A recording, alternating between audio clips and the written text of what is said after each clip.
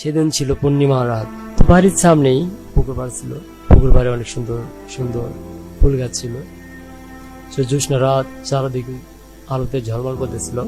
তো পুকুর পাড়ের দিকে হঠাৎ আমি খেয়াল করলাম নুপুরের আওয়াজ, ক্রমশ এই আওয়াজগুলো বেড়েই চলছে। তো কৌতূহল বশত আমি তখন বের হলাম।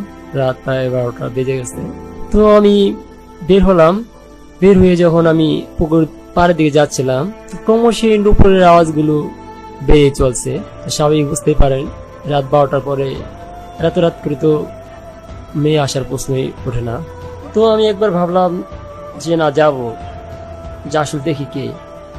আমার পরে ভাবলাম বেশি সাহস করে লাভ কি, বড় কোনো সমস্যায় পড়ি। কিন্তু নুপুরের আওয়াজগুলো যখন ক্রমশ এই আওয়াজগুলো বেড়ে উঠতেছিল, সাউন্ডগুলো পাচ্ছিলাম, তো আমার মনের মধ্যে কেমন একটা সাড়া দিয়ে উঠলো, না আমি দেখবো আসলে কে ওখানে। তো আস্তে আস্তে আমি যেই পুকুর পাড়ের কাছে গেলাম, দেখলাম যে চুলগুলো আপনি পিছনে থেকে আমি দেখতেছিলাম, অন্যদিকে নুপুরা বাতাসে চুলগুলো কেমন সাপের মধ্যে দৌড় খাচ্ছে। আমি মনে মনে ভাবলাম আজকে কি প্রাণটাই কি খাওয়াবনি, এতে সাহস করা কি আসলে ঠিক হচ্ছে। পরে ভাবলাম যা হবার হবে, আজ আমি দেখবো আসলে কে। আর পূর্ণিমা রাতে আমি শুনেছি পরীরা আসে। তো পরি ভেবে আমি সাহস করে সামনের দিকে গেলাম। তো মেয়েটা কিন্তু অন্যদিকে মুখ করা। তো হঠাৎ মেয়েটা কথা বলতেছে, কিরে এত রাত করে এখানে আছিস, তোর কি ভয় করে না, তোর কি জানের মায়া দেওয়া নাই? আমার তো মানে পুরাই কেমন বোকা বোকা হয়ে গেলাম যে আসলে অন্যদিকে তাকাই রয়েছে আর ও আমাকে দেখেও নাই, আমার কথা বলতেছে। এরপর আমার নাম ধরে বললো, শাহিন তোর তো ভালোই সাহস, তুই এত রাত ফিরে এখানে কেন হয়েছিস? তোর তো এখানে আসার কথা ছিল না। আমি এবার সাহস করে বললাম, আমার তো আসার কথা ছিল না, কিন্তু তুমি আমাদের পুকুর পাড়াতে রাত করে কি করতেছো? এটা তো আমাদের এলাকা, আমাদের পুকুর পাড়, আমি আসবো না? এবার মেয়েটা খুব মিসকি একটা হাসি দিল, হ্যাঁ তোমাদের পুকুর পাড়, কিন্তু এত রাত করে এখানে তুমি কেন?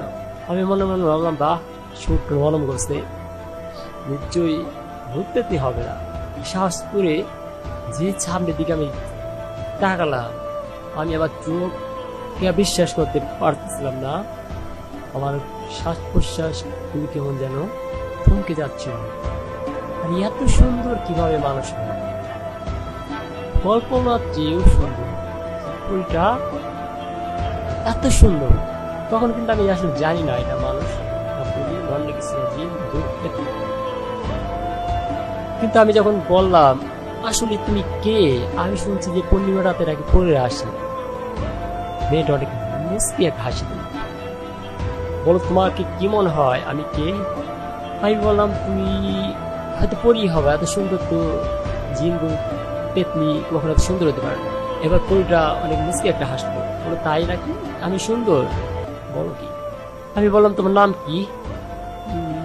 পরিটা আমাকে বললো, নামটা কি জানা খুবই দরকার তোমার? আমি বললাম হ্যাঁ। ও তাই না, তোমার তো আসলে এখানে আসা ঠিক হয় না এত রাত্রি, তুমি এত রাত্রি এখানে কেন আসছো? আমি বললাম তুমি কেন এত রাত্রি এখানে আসছো? ওইটা আবার হাসলো, আমি আসছি এই সুন্দর পুকুরে চকচকা পানিতে গোসল করার জন্য, তুমি আমাকে বিরক্ত করতেছো, তুমি যাও। আমি বললাম তোমার নামটা বলো, আমি তোমার নামটা শুনতে চাই। পরিটা বললো, আমার নামটা শুনবা? হ্যাঁ। তাহলে তুমি চোখ বন্ধ করে, আমি বলতেছি। জি, আমি চোখ বন্ধ করলাম, বললাম বলো। এরকম করতে করতে প্রায় 2 মিনিট হয়ে গেছে। চেয়ে দেখলাম, আরে কেউ নাই। আসলে পরিটা এসে দিয়ে আমাকে ধোকা দিয়ে চলে গেছে।